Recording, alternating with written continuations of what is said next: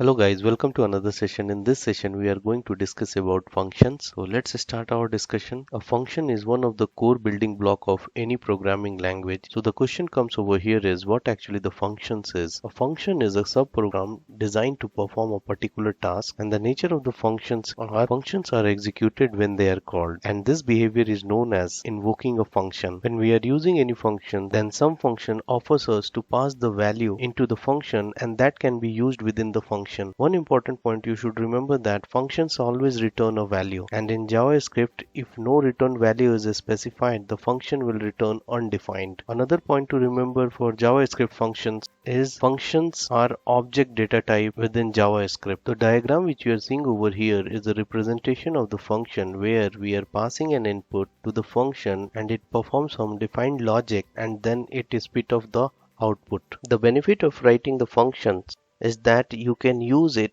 many times with different inputs. The simplest example which I can give over here is, if you remember that we are having a fruit ball where we are having different spelling of the fruit. Some of the spelling is in a smaller case and some of the spelling is in uppercase.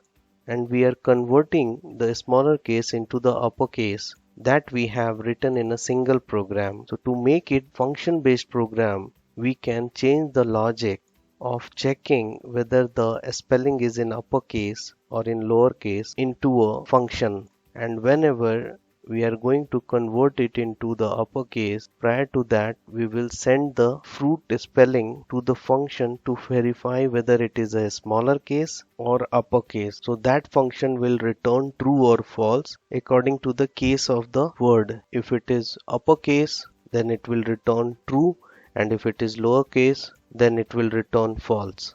So that thing we can easily design into the functions. This is one of the simplest example I can say over here. So you must be asking that in what scenario I can write the function.